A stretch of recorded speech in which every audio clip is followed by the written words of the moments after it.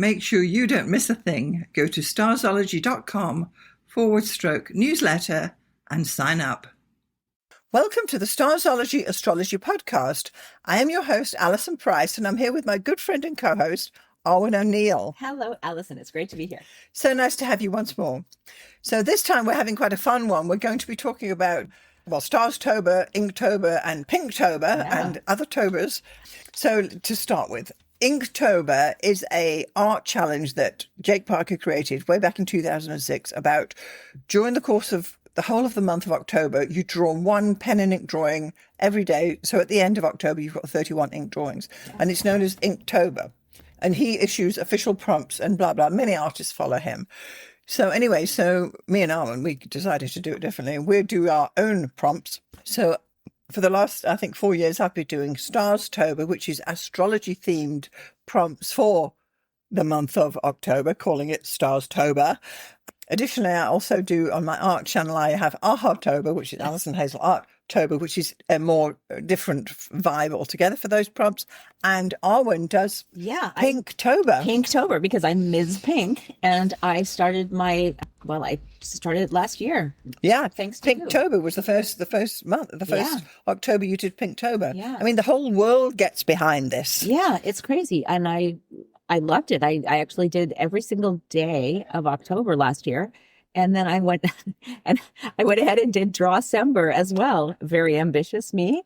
I am not sure if I will be that prolific this year. I know. So. I always have great intentions. I have to say I have great intentions, and usually by day 7 I'm flagging.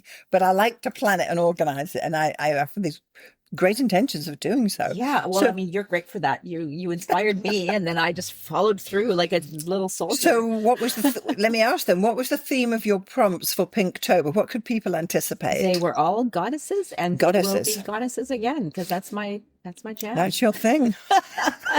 I briefly toyed with the idea of doing astrology prompts. Yeah.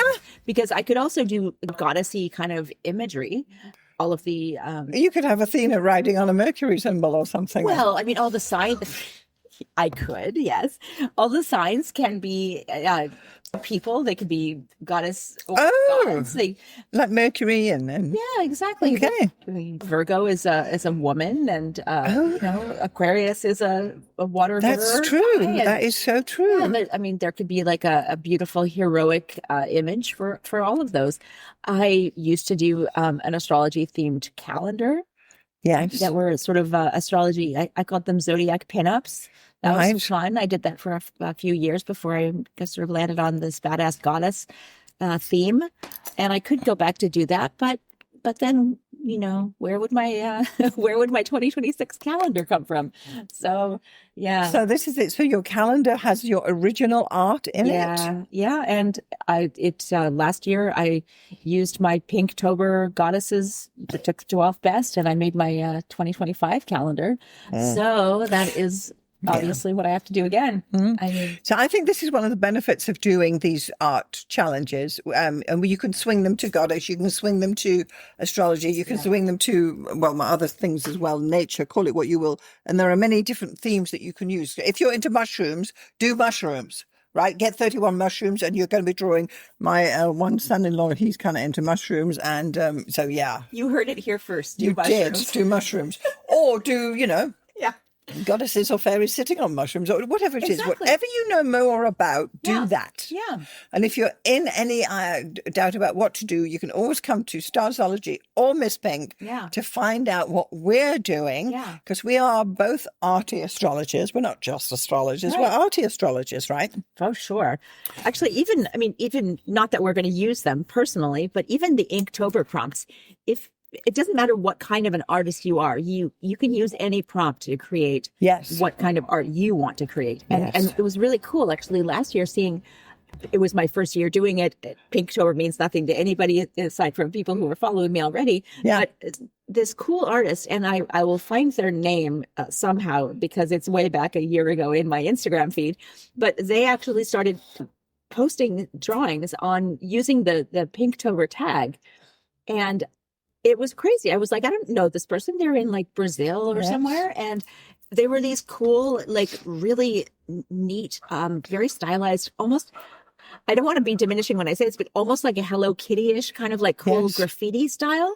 And they had goddesses, but they had totally taken like a really different, view of it. Yeah. So clearly what they did was like they saw my goddess prompts and they would like maybe look it up and see like, They did Pinktober. yeah, they just saw the first little paragraph that comes up when you Google whatever goddess it was. Like, who knows what Xtab is, Wow. necessarily, unless you're, Mayan or, So they clearly had done that and then just did a drawing. And it was like, This is wow, brilliant. So you had amazing. someone who doing Pinktober along, because other people who are artists don't want to do Inktober because there's quite a lot of, dare I say, harsh prompts in there, spiders and steel and it doesn't appeal to me. Whereas But I mean, you could actually, like, let's say, I mean, I'm looking at the Inktober 2025 list right now. Yeah. So if I was interested in goddesses, which is, obviously what I'm going to do, the first one is mustache. So, that's not really a goddessy thing. very masculine, Right? you know. That could be a god, though. Or, hey, I'm thinking of that, and I can't remember her name, but she was a pharaoh. She was the female pharaoh, like the only female pharaoh. And she actually wore like the male headdress. Okay. And so if I wanted to, it's not really necessarily a goddess exactly, but it's a pharaoh. So they were living gods. I Right. could kind of do a drawing of her and be like, this is my drawing for mustache. You can really stretch the meaning. You So, don't have but to, it's a prompt, right? You interpret it your way. exactly. The second, prompt in 2025 Inktober is weave. Oh, I'm thinking, that's like Arachne, the Series, goddess. yeah. She weaves, or the Norns who weave the threads of fate. You can interpret them however you want. It doesn't Yeah. have to be sort of a pedantic. Oh, well, it's whatever. Yeah. Yeah, Yeah. this is the thing. Yeah. It's like we say, they say draw an apple, and Picasso draws it one way, and Monet draws it another, but it's still an apple. Precisely. So this is what we're saying. Exactly.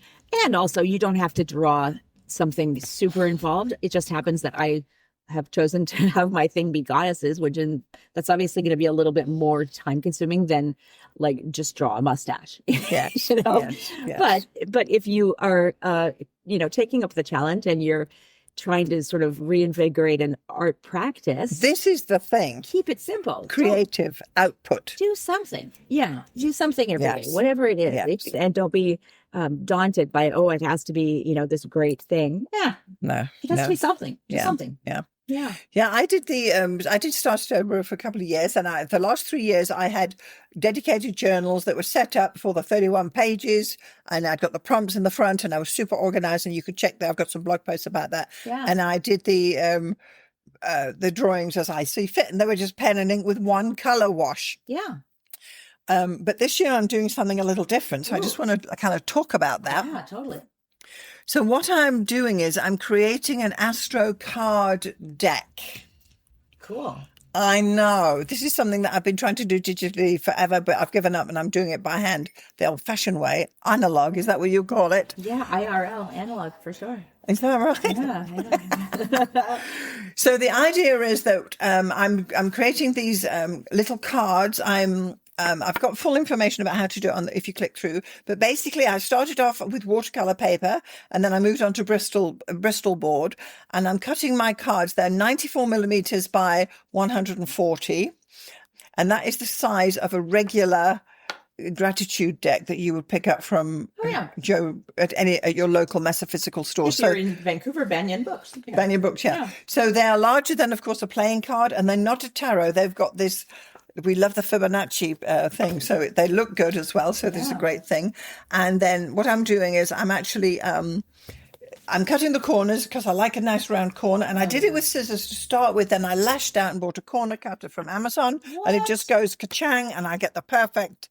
Oh, I did not even know that was possible. I'll show you. Yeah, my Virgo.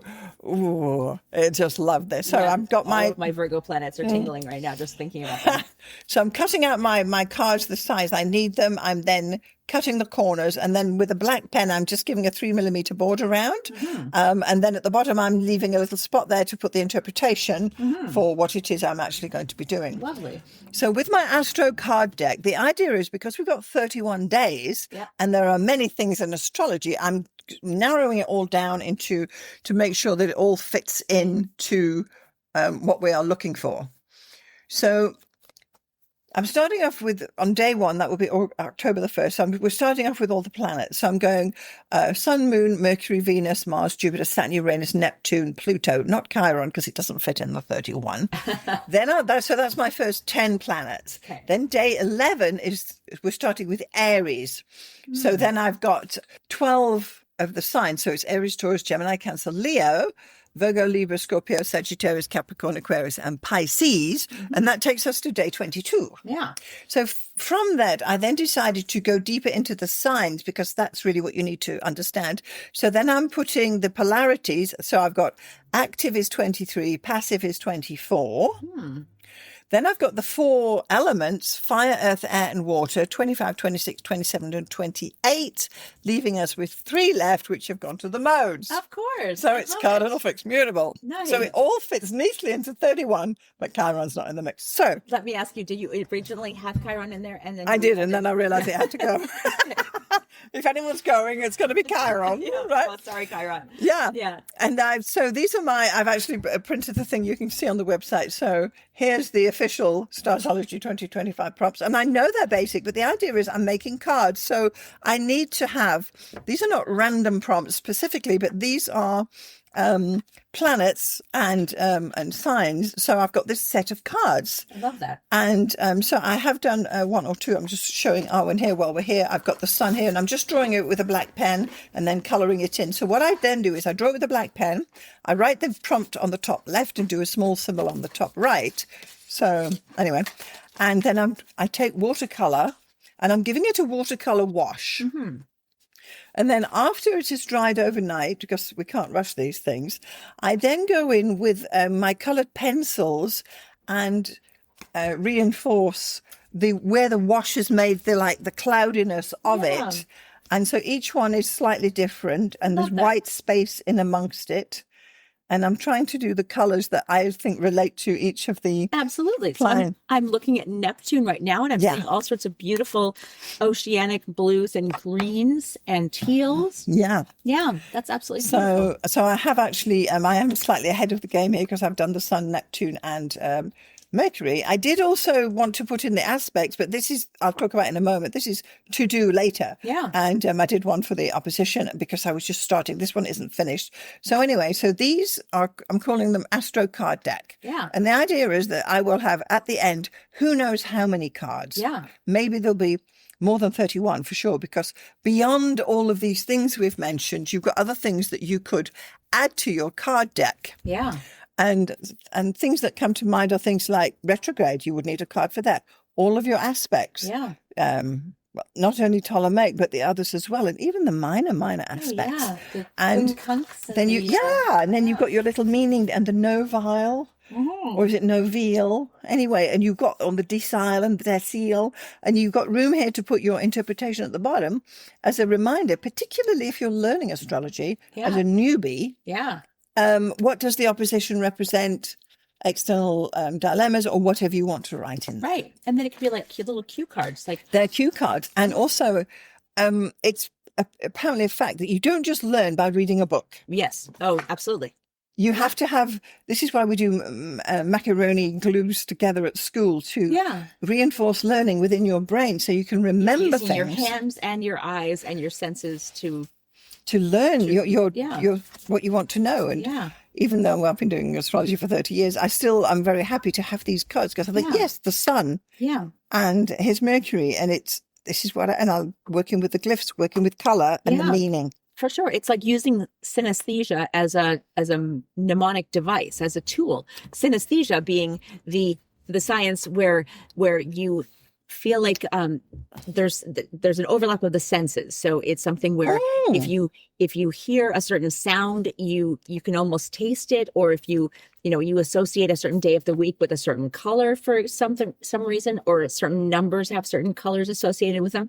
This seems to have a lot of overlap with people who are on the autism spectrum or neurodivergent in some way, and they they'll talk about like, oh, every time I think about the number 7, that's like an explosion of purple, or whatever.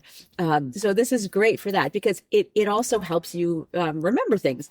And, yes. Yeah. It's and you can draw on it. Using it purposely. Yeah. If you say you want to talk about, this Uranus trine Pluto thing, you can pull out your cards and you can mull over it. Yeah. And you can place them, you can actually have the opposition card and the Uranus card and the Pluto card and have them all kind of laid out and see it. Yeah. Yeah. And those colors will actually help embed that into your exactly, because we do think in colors, apparently. Yeah, absolutely. So they say. So, yeah. So that's the Astro Card Deck, and that will be my Starztober prompt. So if you're a beginner astrologer and you want to say, let me start a card deck, this is your moment. Yeah. Love it. So I know it's very simple and it's not complicated mustache prompts. Mustache. But ornate. It speaks to me. I'm loving doing it. And I've kind of laid these things out already. So there is more information on the blog post about the Starztober cards. Yeah. Awesome. That's lovely. So that's all my Starztober. So I'd also like to share with you guys some ideas I have on my other art channel. I'm doing Ahatober, and these are some cards I started earlier in the year, and Arwynne has looked at them before. And anyway, so yeah, you can just have a flick through. So with the Ahatober cards, it's the exact same size. It's 94 millimeters by 140, corners cut, pen and ink on the outside, and I'm going to put a link to it. So you would go to AlisonHazelArt.com, and it's Artspiration cards. And these are what I'm calling my signs and symbols deck, where I'm creating these cards using signs and symbols. So for instance, I've got an egg, and I've got a infinity symbol, and I've got a Eye of Horus. And these are symbols that we all know, and I'm using them ideally, not necessarily as forecasting cards but divination cards, but perhaps as a one card draw to what to focus on that day, what sort of art should I be working with today. And similarly, it's working out the same, where I've got this, I draw the symbol in ink, I wash it with watercolor, I then come in with my colored pencils, zhuzh it up, and then I write the meaning on it. I love that. Let's just draw one just for fun. Oh, okay. So we've got half a pack here already. So Arwynne's going to draw a card that's hopefully got some writing at the bottom, one that's finished. I drew one actually, yes. and then it kind of pulled another one along with it by accident. So she shuffled the deck. I shuffled the deck. Yeah. Sure. I turned them upside down. I pulled one. It is the egg card, which is amazing. And the image is absolutely gorgeous. It's an egg, and then it's surrounded by this wonderful, crackled pink marble, which I absolutely love. And then the interpretation is new beginnings are forming, nurture with patience, which I love. Does that hook into your life in some way? 100%. Good. And by the time this airs, because we are recording a couple of weeks in advance, by the time this airs, I may hopefully have already landed at my new job, but at the moment I am in between contracts, so it's always in between engagements. Yes, and searching every day because looking for a job is a full-time job. But this is the symbolism. This is wonderful. This is a hopeful symbol, and I love this. And the egg is the beginning. It's the beginning. It's the It's the beginning. It's the kernel that holds the entire universe within it in potential. Yes. Yeah. Very well. That's a great card for you, Arwynne, at this time. Wonderful. Yeah. And then the secondary card, which I'm going to have to actually ask you what exactly the origin of this is. It's Vesica Pisces. Yes. Which is it couldn't be more different color wise. So it's a kind of gold, green, orangey sort of, almost like a swampy kind of bunch of things. And it almost looks like the MasterCard logo, where it's like the Venn diagram of two circles overlapping. And then the interpretation is your presence is a beautiful union of wisdom and love, which I adore, obviously. Wow. Yeah. So I've never heard Vesica Pisces. So let me know what that's about. That is actually a shape in geometry, and it's where two circles intersect, and there's an absolute balance to it. And the Vesica Pisces is the inside bit that looks like a fish. It's the overlapping part. It's that inside piece and that's why the MasterCard uses it, because it's a balanced. It's the Venn. It is a Venn diagram. It also sideways looks like an eye.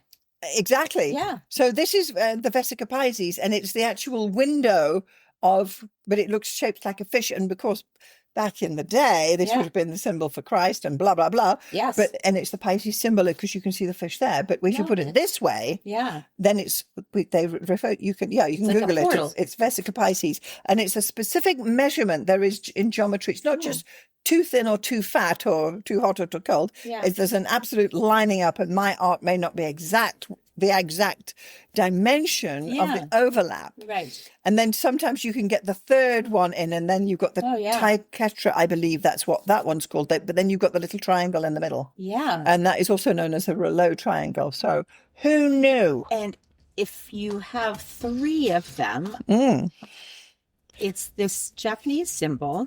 Yeah. The Ikigai thing. Oh, really? Yeah. And it's actually, 4. Yeah. 4, where the very, very center is like, the ultimate bliss, perfect, blah, blah, blah. And this is a super cool, actually, idea, because the one circle is what you love. We're going off on a tangent, but I love this tangent. This is an amazing tangent. So one circle, there's 4 circles. One circle is what you love. Another is what you are good at. The other is what the world needs. And the other is what you can be paid for. So those are the 4 realms of reality, right? And the Ikigai, actually on my Ikigai is a very, very center. I have an Ikigai on my Redbubble. I put a link to it because you can get the sticker, and it's just incredible. Like, what an amazing concept. Like, how ingenious is that? And then it shows you like where the overlaps are. So if the overlap is between what you're good at and what you love, that's your passion. If the overlap is what you love and what the world needs, that's your mission. If it's between what the world needs and what you can be paid for, that's your vocation, but you're missing the love and what you're good at. And then what you're good at and what you can be paid for overlap is the profession. Yeah. But if you're missing one of those, then there's something missing. You're imbalanced. Yeah. I'll put a link to that. I absolutely love that concept. When I saw that, I was just like, oh, wow. Like when you see something that just clicks. Yeah. So this is why I called it my signs and symbols deck, because I'm doing symbols that interest me. Yeah. That. Yeah. Oh, let me pick a card. Pick a card, any card. So I'm going to I picked up 2. You picked up 2, exactly. Well, the one has an interpretation, so we'll go with that. Yep. And it is the Eye of Horus. The Eye of Horus. So I just pulled a card from my deck, and you can see on the image. Yeah. I mean, obviously, this is also a really gorgeous image. Pinks and purples and wonderful accents of green. Well, I tried to do that yellow. Turquoise of the Egyptians, It's incredible. That cold greenish blue. That's incredible. I actually had an eyeliner, which was that color for a while, and I just always wanted to use it. And then every time I would try it, it was like, nope, that's way too bright. That's insane. Yes. So I kept it for a really long time, and I think I never used it. But it's an incredible color. And yeah, this is a beautiful image. And the meaning of the Eye of Horus card is divine sight protects you as truth is revealed. Yes. I love that for you. Thank you.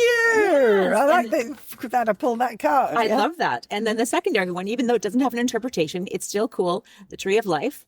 Yes. It's a beautiful card. It's got the Tree of Life in it, and it's surrounded by this wonderful misty sort of dreamy blue and yeah, it's just absolutely lovely. Yeah. I can't wait to see all the rest. All the rest, well, it's something I've been working on. But anyway, I think the point is with these art decks is that you can do it. The benefits are, it's internal for you. It's a great thing. It's not going to cost you a load of money. You don't need to go and get a load of supplies. You can do it with what you've got in your own house. Yeah, honestly, with last year, because I didn't know if I was going to actually do the Pinktober. I loved the idea.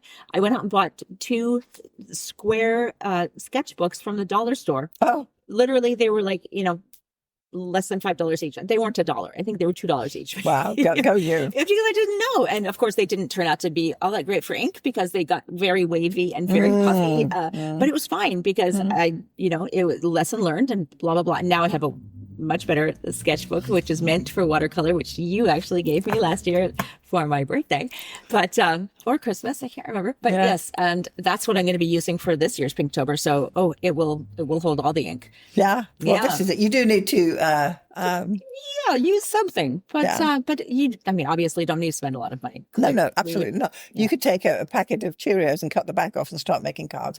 And I like it because they're small, and we love the Virgo cardness, don't we? And the collection of it. And art you can do in a day. That's what I particularly like. Exactly.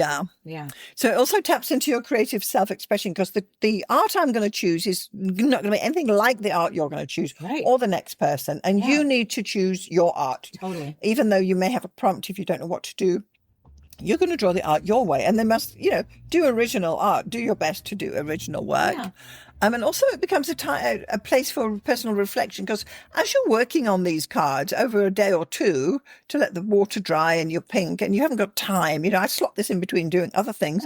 You've got time to come back and consider and reflect upon what you're actually drawing, which is a great thing. Yeah. It stops doom scrolling. Yeah. And really, it could be a year-long art project. If you decided you're going to do, say, 3 a week or something, you don't need to do it all in October. You can just grow your deck to, you'll know when it's finished. Yeah. You don't need someone to tell you, you need to have 52 cards or 72 cards in a tarot deck or whatever it is, or 78. You can do as many as you need. And I don't know where my signs and symbols are going to end, but I kind of like doing them. So I like the podcast. Yeah. So I do, if you're still fumbling about to decide what sort of deck of cards you could create, I've got some examples here. Yeah, amazing. So I'm going to say you could do emotions. So this would be the mood of the day, happy, sad, or melancholic. You can then make this a mood deck where you're saying, I'm feeling sad, I'm feeling happy, I'm feeling, I don't know, lethargic or whatever it is, if that's your thing. I love that. I found this lady who, it wasn't for a deck per se, but she was an artist, and she had basically, it was kind of when I was doing this research on emotions, because they say there are 5 major emotions. Then there's sort of like groups of emotions, essentially. It's happiness, sadness, anger, surprise, or no, not surprise. What is it?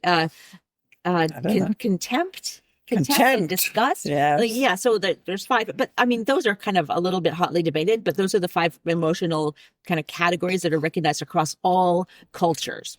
So if you go to, some different culture, you're going to know when they're angry just by their face. Like you don't have to know the language. You can just see their face and be like, oh yeah, he's mad, or she's happy or whatever.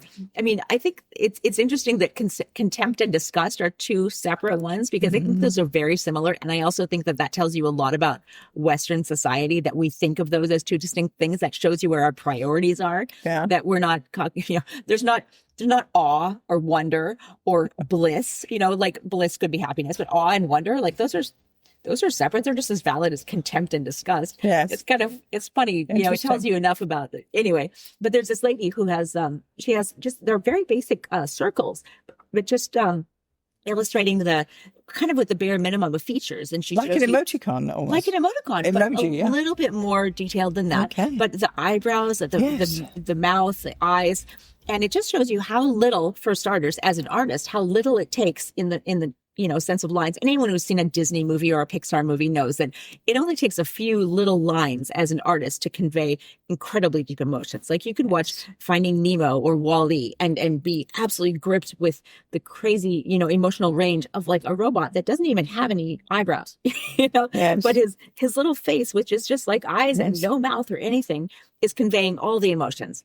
And this is what being an artist is a distilling down from the real. How little do I have to? Yeah, how many marks do you need to make? Yes, to convey that, and in this complete spectrum of emotions. And she has, I mean, there are probably over 50 that she put in, maybe more. Yeah, there you go, emotions. Yeah, but so many, embarrassment versus shame, versus jealousy versus envy versus.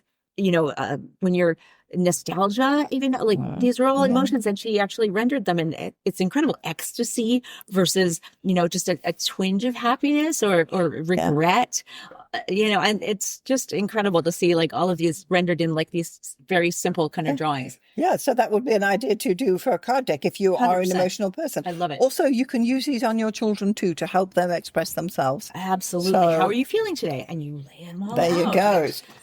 Yeah. So my next suggestion is do a nature deck where you've got trees, volcanoes, seeds, rivers, and flowers. I was almost going to do this. Yeah. Trees, rivers, volcanoes. I mean, I don't have a volcano around here, but we have trees, rivers, coast. We have a lot of beach and what have you. That really interests me. And then how about an affirmation deck? Now, this is really what this is all about. Yeah. Feel good messages. Mm-hmm. You are good. And all of these positive vibes to help us get through the day. Yes. positive You're worthy of affirmations. love. You are intelligent. You are interesting. All Yes. these, Go forth and multiply or whatever. You are healthy. You can be healthy. You can be healthy. You can do this. You can do this. Yeah. Help people get out of bed. You're smart enough. You are whatever. Yeah. I love that. And then I lent on your theme, and I'm suggesting goddesses. Ooh. So here I'm suggesting, and you may know these goddesses or not because I didn't know them. The first one is Num Hook Bulu Wana.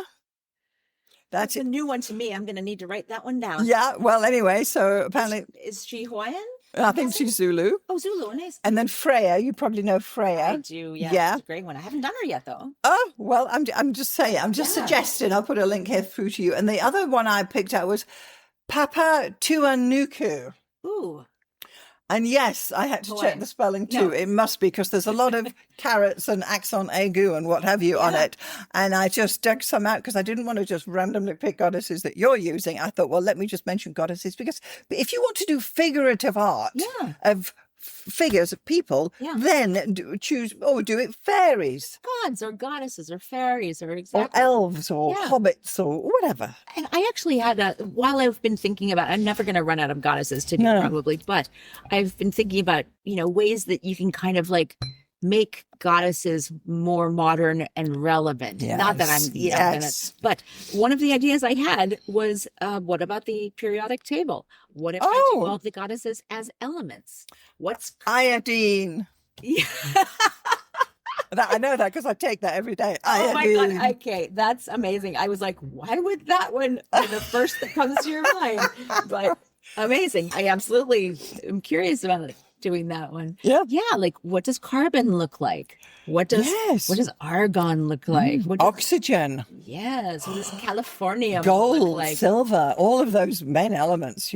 Magnesium. Yes, helium. Ooh. Oh, you could, and you could honestly, you could still do your figurative art as well. Well, exactly. Those will be goddesses in a way. They're modern chemical. Because goddesses. you're still going to be doing figurative art and hang any hook on it. I'll still be doing symbols because I don't do figures or faces. I just do symbols and sigils and glyphs. This is my my Arabic thing as well, And I wonder how will I brand that? So are they badass chemicals? That's kind of weird. Ooh. Yeah, we'll have to. You definitely need a pin-up calendar for those for our friends in the science department. Exactly, engineers, behold.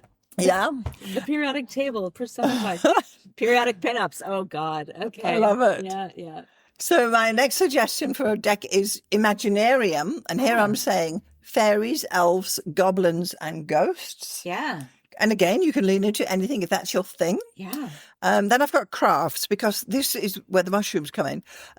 Baking cookies. And honestly, you could say choc chip cookie and you can write something about it here. Yeah. If you're a baker, do that. Sewing stitches. Oh. If you're a sewer, and of course we could put crocheting stitches in there, but there's only anyway, weaving and different ways of making the weaves, cordage patterns or spinning. So if you're a crafts person, working with fiber arts, that would be what I'm thinking about. Or if you're a baker person and you're doing pies, the pie lady, and you've got your steak pie, your chicken pie, your cottage pie, your pizza pie, and whatever your thing is, do that as the deck. So here's an interesting, this is not even a digression. This is something that actually happened last year. My mother, who, as I've talked about millions of times, she's in university right now, going for her PhD. She's also super interested in dance and movement, and she decided to do the Pinktober challenge, but as a dance challenge. Oh. So all of the goddesses inspired a different form of movement. So she would use my goddess prompts. So the first position, second position. A little bit more freeform than that. Oh, it was okay. kind of like, well, what is Aphrodite? What is the dance of Aphrodite? The pirouette. Oh, I see what you're saying. Right. So each of the goddesses I had listed, there's Arachne. She's a spider goddess. Ooh, what's the spider goddess? What's her dance look like? And there's maybe I love it. It's a 5 or 15-minute little, freeform interpretive dance for that goddess, and just doing it in her garden or in her studio, her little dance room, and Yeah. A daily dancer. Yeah. Or when she goes to the pool, maybe there's a water goddess and it's, I'm gonna do a little pool dance for so many ideas. Yeah. Exactly. So you don't have to actually produce art for this to be something of value. It doesn't have to be visual art. Yeah. Exactly. Yes, visual art. Exactly. It could be a musical thing. It could be money. Yeah. Do write a little song or a little piece of music for each of these prompts. Each of the prompts. What does mustache mean to you as a... I don't know. It needs to get the wax strips out. That's what it means to me. Right? Yes. Well, for sure. Yeah. Yeah. Another thought I have is basically animals. If you can draw animals, then I'm suggesting woodland animals because, get your kids in on this one. Yeah. Woodland animals. So you've got your deers, your rabbits, and your hedgehogs. Or farm animals to teach people about what's the difference between a donkey and a mule. I don't know. Or a cow and this and that.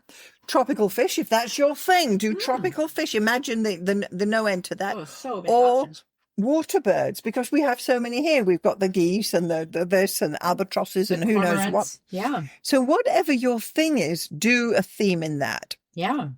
And then we come to my final suggestion, which is the symbol. So this is me, signs and symbols. And this is the deck I'm doing. Yeah. Where I've decided that I'm going to take these symbols because I was inspired from the hand signs, on the walls at Lascaux, those very early cave paintings. Yeah. And this is where it's kind of simple shapes. And the fact that rounded shapes are feminine and straight lines are masculine. Yeah. So squares and rectangles are always masculine and eggs and ovals and circles are always feminine. Yeah. And it's just so interesting. So that's why I chose this, because it's kind of what my thing is, to be honest, That's so cool.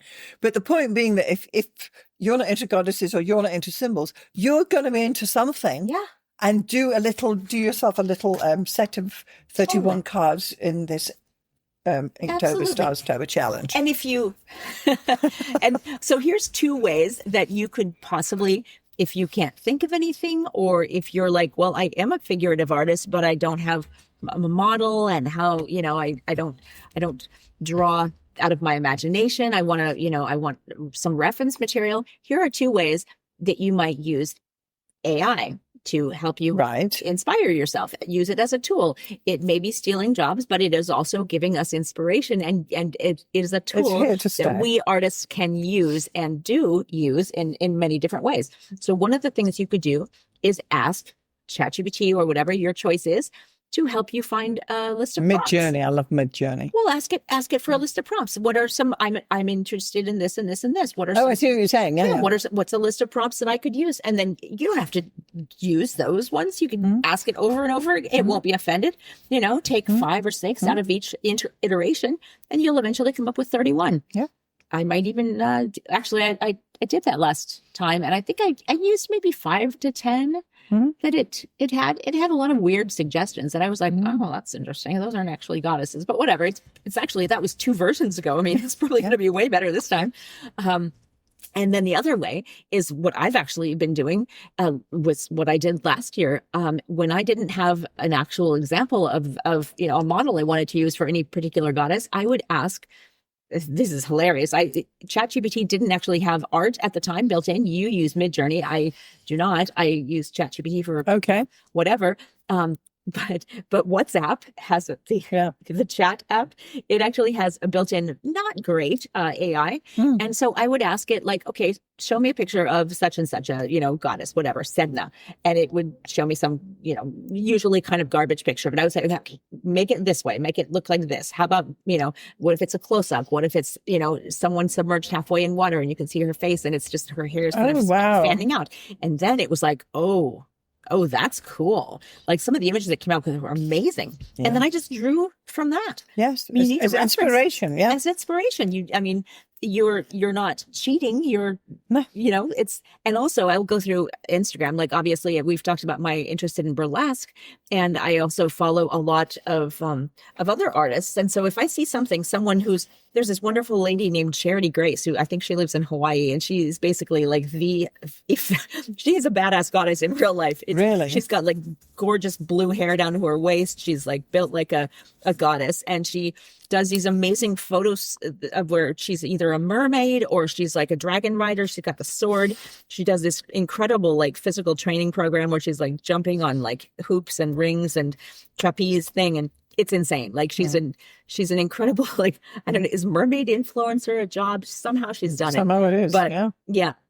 She's an amazing artist, and she makes her own costumes, which is crazy. Like, it's very inspiring. So I've just screenshotted a whole bunch of photos I love of her, and I'm like, I will use that for something. Yep. Or other burlesque dancers. There's infinite possibilities on Instagram. If you're interested in certain types of figurative whatever, you can just say, okay, well, who's done this kind of cosplay, this kind of like self-made costuming or self-made, fandom, whatever, and go down that rabbit hole and just take screenshots and save them and use them as inspiration. Yeah. Whatever you're interested in. Yeah. Do that. It's very easy to find inspiration online. Yeah. Or go to an actual life drawing class. I mean, my God. Yes. Yes. Yeah. It's kept me busy the last couple of weeks, a couple of months with one thing and another. And once I started with these cards, and then I've got them in my bag when I go somewhere, and I'm waiting for people. I'm doodling a card out. So this is the thing. And I also, when I started doing this, I got myself a little notebook, and it's called my Signs and Symbols Cards Notebook. She said, leaning over. How big can it get? Oh my God. Cute. And I use this, there is a picture, I'll put a link through. I use this notebook just to give me some clues about what I want to ideas. So on the right hand side, I've got the image I'd like to put the symbol, and then here, this is where I'm writing the interpretation. I'm trying to craft like a 25 words or less kind of interpretation of. You force yourself into that by using such a small little book. It's like, okay, it's got to be a small description because it's got a figure. Yeah, well, this has got to go in my pocket, and then I go there and Earth Mother, and amazing. And then I have the key, which is one of the and eggs, which had a few iterations, but the idea being that if you keep a record of the cards you've made, one day you may actually decide to publish them or spruce them up a bit, or publish them or scan them in or whatever it is, and then you would, if you did to publish your deck, you would need to give a handbook. And gosh, well, why not? It's just what keeps us busy, Arwynne. I don't know. That actually reminds me, one of the things I kind of stumbled upon last year was, I think it took me like maybe 3 days to suddenly be like, oh, wait a minute, why don't I do one photo of my black and white drawing when I've inked it, and then another photo of it when I've colorized it. Yes. So then now I've got 2 versions of each drawing, and one day I will create a coloring book of all the black and white ones. This is brilliant. I've already got like however many days, like 60 of them. Yeah, of your goddesses from all the years. And one from Pinktober and one from Starztober. I've got like literally. And you're building it up. Yeah. So, what to do with the art you make. Yeah, exactly. And they're not all amazing, but obviously. There's potential. Yeah. So tell us a little bit about Drawsember. Yeah. Well, okay. So Drawsember, basically, I was like, I loved Inktober so much. And it was kind of at the end of my contract last year with whatever job I was doing. And so I had a lot of time on my hands, looking for a job, but also just I could devote an hour drawing every day, which with no problem whatsoever. I think there are obviously other times of the year where that would have been way less ideal. Like August of this year was very busy for me, and whatever. So I would have struggled to find time to draw for an hour every day in certain months. But last October was perfect. And at the end of it, it was so energizing and so inspiring that I was like, well, what am I going to do next? Like, I'm not going to draw every day without an assignment, Okay. Yeah. It helps. The person I am is just, I need to, it doesn't have to be someone externally telling me to do this, but I have to have a list or an assignment or a goal or something where I'm working towards, a project. Exactly. And not just like, oh, I should draw more. That's not going to work. Right. So yeah, I think I missed one day in December. Like I literally. So what is Drawsember? Drawsember was just my idea of like, how can I continue Inktober? I took a month off. I took November off. Oh, is it something you invented? Yeah. Oh, I think I looked it up in some other, I saw a couple of other people who were doing it, but it wasn't. So it's during December. Yeah. drew Do every another day in 31? December. Just another 31. Yeah, I missed one day, I think, in December. Okay. That Well, was go you. fine. Go you. Yeah.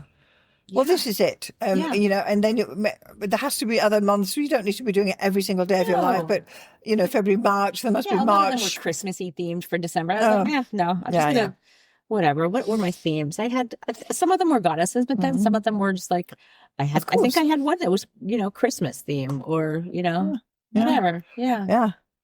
So how about, what are we thinking about for Pinktober this year? Oh boy. I mean, I am, as I said, between contracts at the moment.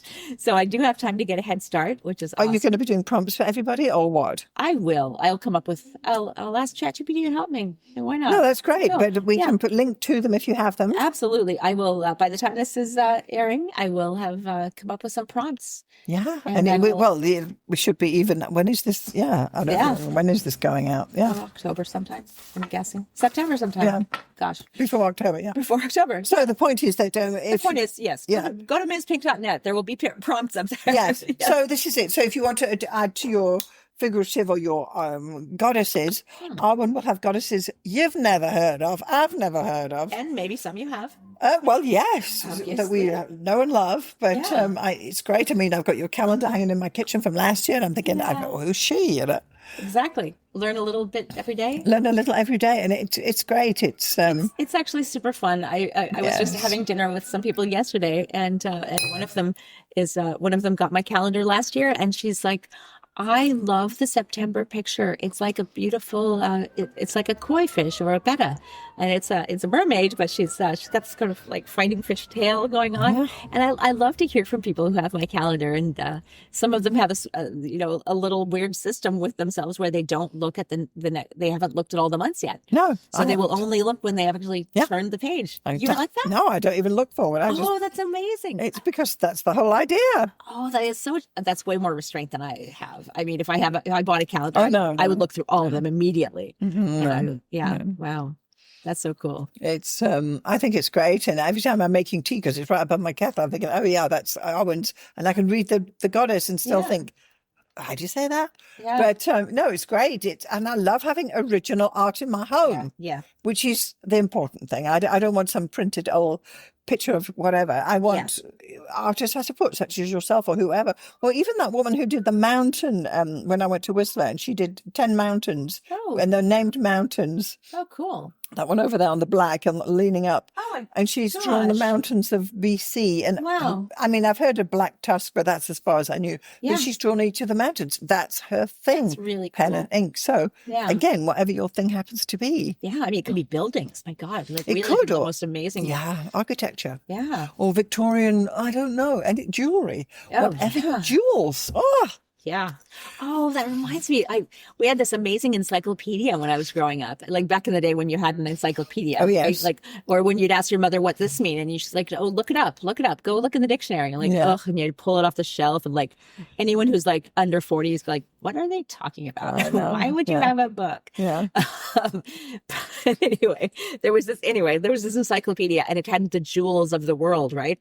And it was all illustrated. There were no photos in it. It was all beautiful color illustrations, and these color plates just interrupted these parchment thin, like paper pages of words and words and words. But then you'd get to certain things where it's like, the animals of Africa. It'd have these little illustrations of a lion or a hippopotamus or whatever.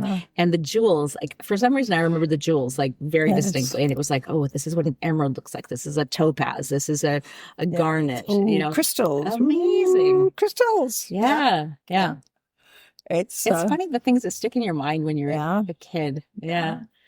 But this is the thing. I like to encourage to inspire people to go forth and do art. Yeah. And it's simple. Anyone can do it. Don't do what we do. Do what you do. Right. Do you? If you're interested in jewelry, like you don't have to design a new, but like sketch out a new piece every day. That could be your thing. That could be it. And it's so great. I was worried about doing the cards because I thought, well, it's not quite Inktober, but for me, it's an art challenge, and it's just growing around me, Arwynne, as you see. It's encroaching across the table. I'm having to, when you come in, I'm having to shove it all back up here and say. Well, that's all happening behind the scenes. Every time I come here, there's a perfectly, I empty space cleaned for a me. space for and I'm like, I've got to clean the table. Yeah, you've always got a nice frosty glass of water for me, and snacks and wine. It's wonderful. And so I'm really, and I know I'm slightly ahead of the game here with this, and I may not finish in October. I may not finish, but I am enjoying creating ad hoc.